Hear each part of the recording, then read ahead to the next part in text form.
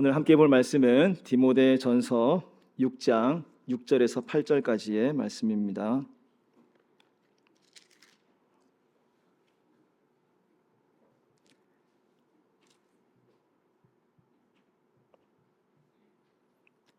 디모데전서 6장 6절에서 8절까지의 말씀, 제가 가진 성경 341면에 있습니다.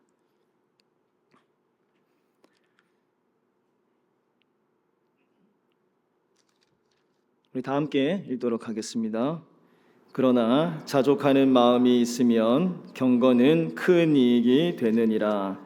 우리가 세상에 아무것도 가지고 온 것이 없음에 또한 아무것도 가지고 가지 못하리니 우리가 먹을 것과 입을 것이 있은즉 족한 줄로 알 것이니라. 아멘. 여러분 식사 잘 하셨습니까? 네, 오전에도 은혜로운 말씀 잘 들으시고 또 육적인 음식, 또 영적인 또 음식 잘 드셨으리라 생각이 듭니다. 또 후에 또 말씀 들을 텐데 말씀을 통해서 살아계신 주님의 음성을 듣는 귀한 시간 되기를 소망합니다. 보시는 우리 사진 보도록 하겠습니다. 네, 사진 띄워주세요. PPT. 예? 예. 제가 좀 눈치가 없어가지고 좋습니다. 예. 보시는 사진은 어떤 집의 한 내부입니다. 이 집은 우리가 흔히 머릿속에 그리는 가구들이나 가전제품들이 없습니다. TV, 소파는커녕 식탁도 보이지 않습니다. 과연 사람이 살 수 있을까? 무슨 재미로 살아갈까? 그런 의문이 들기도 하지만 이 심플한 공간 안에서 모든 것들이 다 이루어집니다. 매트를 깔아서 잠도 자고요. 식사는 작은 나무 보관함에 이루어집니다. 그리고 이 보관함은 높은 공간에 올려둔 물건을 끄집어낼 때 디딤판으로 사용합니다. 착착착 넘어가야 되는데 그렇습니다. 제가 원고를 올려놨는데 거기 착착착 넘어가야 되거든요. 다시 해볼까요? 죄송합니다. 다시 해보겠습니다. 자, 심플한 공간에서 모든 것이 이루어집니다. 그 다음 매트를 깔아서 잠도 자고 식사는 작은 나무 보관함에 이루어집니다. 그리고 이 보관함은 높은 공간에 올려둔 물건을 끄집어낼 때 디딤판으로 사용합니다. 세안은 물로만 하고 얼굴을 닦은 후에 수건은 바로 말립니다. 왜냐하면 집에 수건이 한 장밖에 없기 때문입니다. 모든 일상이 최소한의 물건으로 이루어집니다. 아주 미니멀한 삶입니다. 사실 이 집주인은 처음부터 미니멀한 삶을 추구한 것은 아니었습니다. 쇼핑하는 것을 좋아했고 음반과 책들이 즐비하였습니다. 사놓은 물건들을 잘 버리지 못하는 성격이었습니다. 그런데 2011년 일본의 큰 지진을 경험한 뒤에 자신이 가지고 있었던 모든 물건들이 쓰레기로 전락하는 것을 보고 미니멀한 삶을 살아야겠다라고 결심합니다. 처음에 그도 이러한 삶이 불편했습니다. 적응하기 힘들었을 것입니다. 그러나 시간이 지나면서 물건에 대한 욕망이 줄어들고 남과 비교하는 습관들이 사라지는 것을 느끼면서 이러한 삶을 유지합니다. 한편 가진 물건에 대한 소중함도 알게 되었습니다. 미니멀한 삶을 통해 진정한 자유와 행복에 한 걸음 다가서게 된 것입니다. 오늘날 현대인들의 집에는 참 많은 물건들이 있습니다. TV, 소파, 냉장고, 책상, 컴퓨터, 건조대, 식기세척기, 피아노, 책장 등 우리를 둘러싸고 있습니다. 모두 필요에 의해서 구매한 것들입니다. 그러나 알게 모르게 이러한 것들이 우리의 삶을 짓누르고 있습니다. 건축가 유현준 씨는 정보의 과잉과 집안 물건들로 인한 공간의 축소로 우리가 누리는 자유가 줄어든다라고 했습니다. 내가 누릴 수 있는 물리적인 공간이 줄어들고 심리적인 답답함이 생기기 때문입니다. 필요에 의해서 구입한 물건들이 우리를 알게 모르게 억압하고 있는 것이죠. 우리는 가진 것을 좀 줄일 필요가 있습니다. 물건들도 줄이고 음식도 줄이고 쓰레기를 줄여야 합니다. 생각도 줄이고 관심도 줄이고 만남도 줄여야 합니다. 어쩌면 그것이 내 영혼을 지키는 일일지 모릅니다. 진정한 자유와 행복으로 인도하는 지름길입니다. 사실 우리는 버리는 것보다 채우는 것에 익숙합니다. 찬송을 불러도 버리는 찬양보다 주님 채워 주옵소서, 주님 성령으로 충만하게 하옵소서, 이러한 찬양을 좋아합니다. 물론 우리의 영혼의 체험이 필요합니다. 그래야 이 험한 세상을 믿음으로 돌파해 나갈 수 있습니다. 그러나 우리가 잊지 말아야 할 것은 채우기 전에 반드시 비움의 과정이 있어야 한다는 것입니다. 사람에게는 에너지의 총량이라는 게 있습니다. 모든 것에 관심을 둘 수 없습니다. 빈자리를 마련해야만 우리가 채울 수 있습니다. 비움이 오히려 새로운 것들을 만들어낼 수 있는 것입니다. 여러분, 노자의 도덕경에 보면 무위자연이라는 이야기가 나옵니다. 무위자연이라고 할 때 무위라고 하는 것은 아무것도 하지 않는 것을 의미하는 것이 아니라 억지로 무엇인가를 하지 않는 것을 말합니다. 그리고 자연이라고 하는 것은요, 우리를 둘러싸고 있는 상, 강, 바다, 이러한 자연을 말하는 것이 아니라 스스로 자자와 그러할 연자를 써서 스스로 그러하다, 이러한 뜻을 지니고 있습니다. 달리 말하면 인간 본연의 자기 다움으로 사는 것을 의미합니다. 즉 무위자연이라고 하는 것은 어떠한 것을 인위적이거나 인공적으로 억지로 하는 것을 말하지 않고 자기 다움으로 본연의 자기답게 살아가는 그러한 삶을 무위자연이라고 하는 것입니다. 이것이 궁극적으로 도에 다가가는 지름길입니다. 중요한 것은 이러한 무위자연은 허를 실천할 때만 가능합니다. 여러분, 허라고 하는 것은 비어있는 상태가 아니라 비워내는 것을 의미합니다. 끊임없이 내 속에 있는 세속적 욕망, 성공, 명예, 이러한 것들을 걷어내는 것입니다. 여러분, 가시나무라는 노래 잘 아시지요? 내 속엔 내가 너무도 많아, 이런 노래가 있습니다. 내 속에 너무 내가 많으면 다른 것이 들어올 수가 없습니다. 비울 때 진정한 자신으로 설 수 있고요, 우리의 영혼도 맑아지는 법입니다. 저는 수영을 잘 못합니다. 그에 비해서 저의 아내와 아이들은 정말 수영을 비교적 잘하는 편입니다. 정식으로 수영장에 가서 열심히 배웠기 때문입니다. 그래서 아내와 아이들이 한동안 저에게 수영 좀 배우라고 유혹한 적이 있습니다. 그러나 넘어가지 않았습니다. 물에 빠지면 자신들보다 몸짓이 크기 때문에 구해줄 수 없다라는 그러한 협박까지 했습니다. 그러나 꿋꿋하게 하지 않았습니다. 뭔가 하기 싫은 것이었습니다. 뭔가 딱 부러지는 이유를 댈 수는 없지만 뭔가 내키지 않는 것입니다. 그래서 여러분, 제가 혹시나 영도 바다에 빠지는 순간들이 있다면 저를 발견하고 구해주시기를 간절히 부탁드립니다. 저희 집의 사람들은 몸집이 작아서 약해서 구할 수가 없습니다. 남성분들 잘 기억해 주셔서 구해주시면 감사하겠습니다. 예전에 수영과 관련해서 아내가 이런 이야기를 들은 적이 있다고 합니다. 수영하시는 분들 중에 수영복에 대한 애착이 그렇게 많은 분들이 있답니다. 이쁜 신상 수영복이 나오면 오픈런 혹은 노숙런을 해서라도 구매합니다. 회원 중에 수영복을 무려 100벌을 갖고 있는 분이 계십니다. 무늬가 없는 옷부터 시작하여 꽃무늬, 동그란 무늬, 줄무늬 등 다양한 스타일의 수영복을 가지고 있습니다. 매일 수영할 때마다 다른 수영복으로 갈아입는 거죠. 사람들이 왜 이렇게 수영복이 많아요? 이렇게 질문을 하면 내가 좀 심했나? 이런 생각을 하더라도 그 수영복 참 이쁩니다 라고 피드백이 오면 그래, 열심히 사야지, 이런 생각으로 바뀐다고 합니다. 수영복에 완전히 마음이 빼앗긴 것입니다. 여러분, 수영만 그렇겠습니까? 요즘 현대인들은 이런저런 취미 활동을 명목으로 필요 이상의 물건들을 구매할 때가 많습니다. 피규어로 온 집을 도배하는 사람들이 있고요. 운동 자체보다 운동 장비에 관심을 더 많이 가지며 습관적으로 인터넷 쇼핑몰을 클릭하기도 합니다.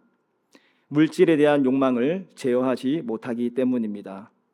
그런데 이런 사람들에게 골로새서 3장 5절의 말씀은 이러한 권면의 말씀을 합니다. 3장 5절 말씀 읽어보겠습니다. 그러므로 땅에 있는 지체를 죽이라. 곧 음란과 부정과 사욕과 악한 정욕과 탐심이니 탐심은 우상 숭배니라. 아멘.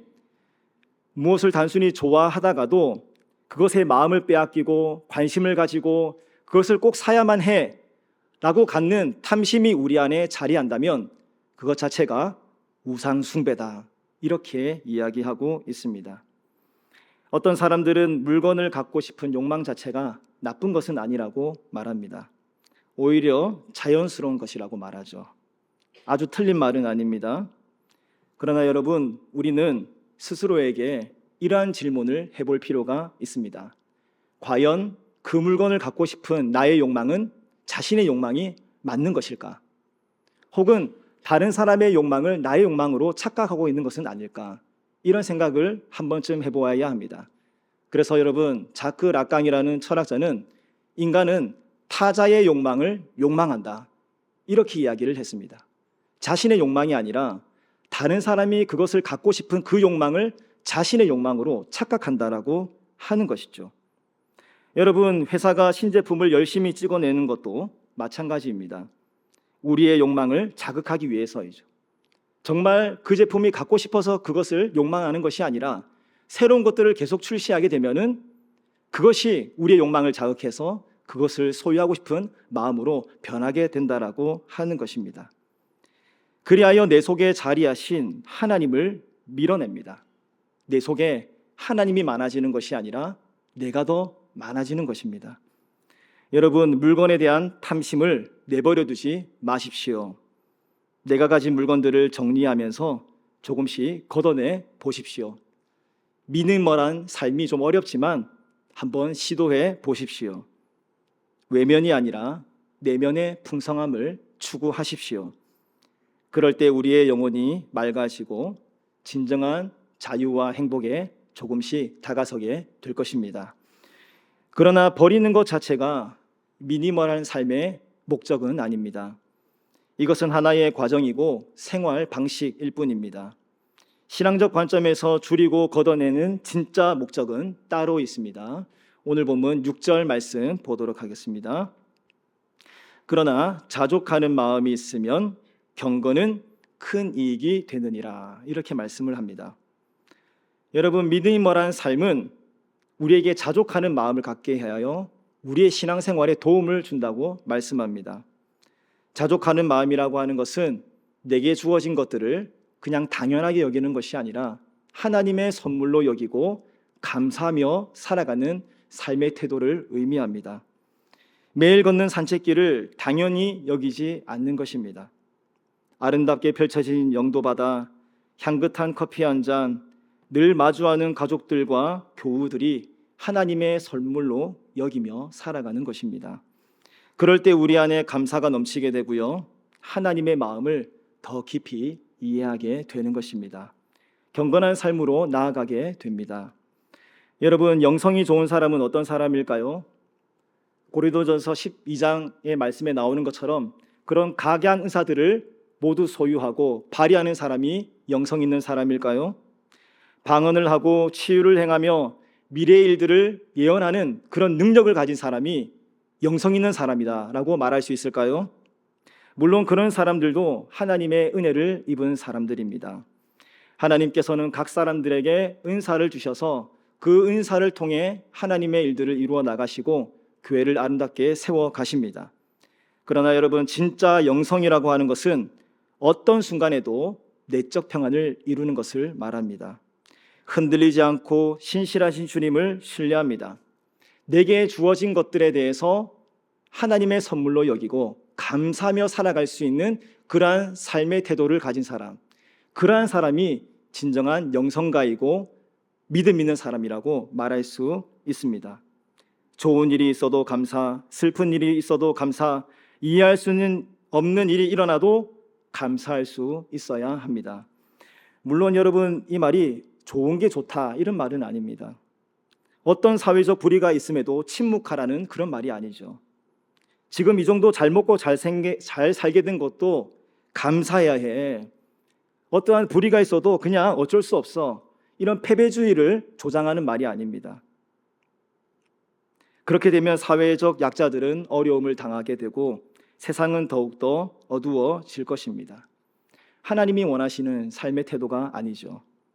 여러분, 진짜 감사라고 하는 것은 오히려 세상의 불의에 침묵하는 것이 아니라 그럼에도 불구하고 내가 지금 할 수 있는 일들을 해 나가는 것입니다.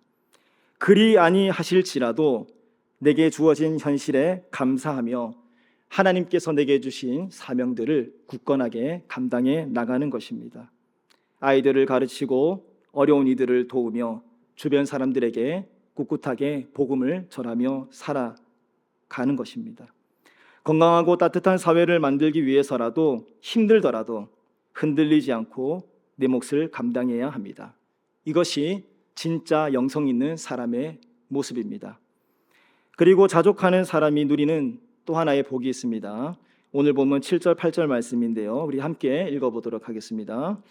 우리가 세상에 아무것도 가지고 온 것이 없음에 또한 아무것도 가지고 가지 못하리니 우리가 먹을 것과 입을 것이 있은즉 족한 줄로 알 것이니라. 아멘.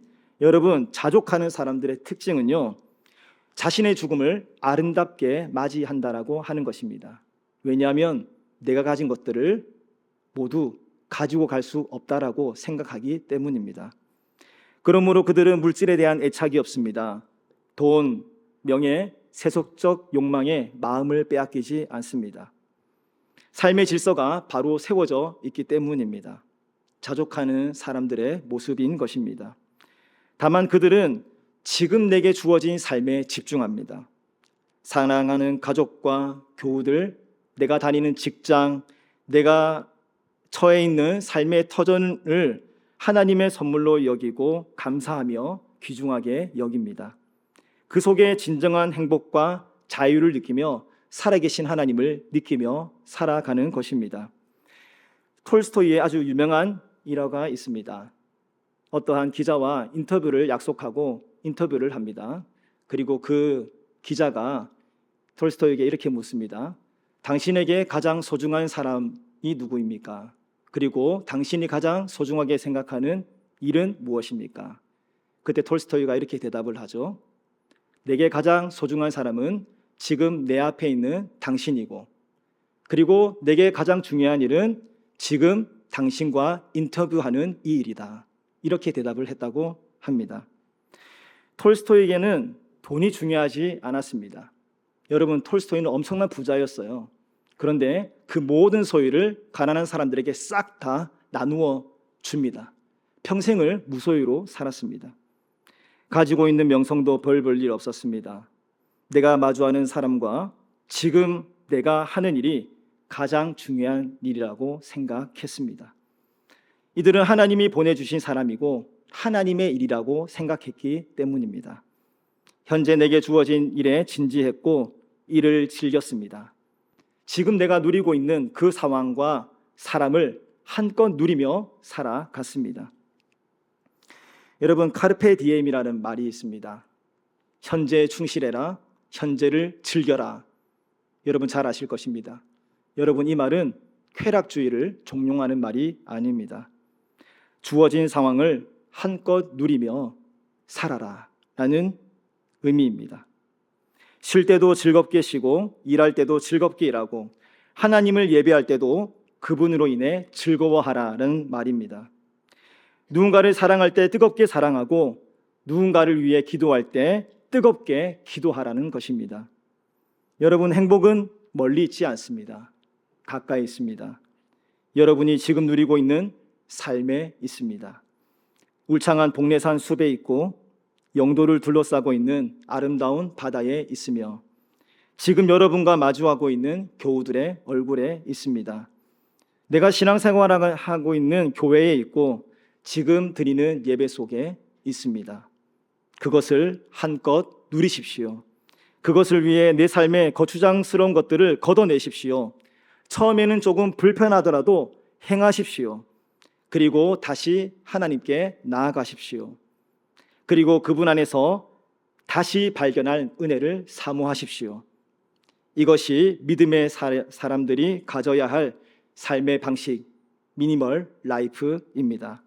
한 주간도 미니멀한 삶을 통해 내게 주어진 것들을 하나님의 선물로 여기며 감사하고 현재를 한껏 누리며 살아가는, 그리하여 진정한 자유와 행복의 길에 이르는 저와 우리 땅끝교회 성도님들 되시기를 간절히 바랍니다. 기도하겠습니다. 하나님 아버지, 내게 주신 것에 자족하며 살아가게 하옵소서. 불평하지 않게 하여 주옵소서. 내게 주어진 것들을 하나님의 선물로 여기며 귀히 여기며 감사하게 살아가게 하여 주옵소서. 한껏 누리게 하여 주옵소서. 그 자체를 즐거워하게 하여 주옵소서. 이것을 위해서는 내가 비워져야 합니다. 내 안에 욕심들 또한 욕망들 다 걷어내고 하나님의 자리를 더욱더 확장해 나가는 믿음의 사람들 되게 하여 주옵소서. 예수 그리스도의 이름으로 기도하옵나이다. 아멘.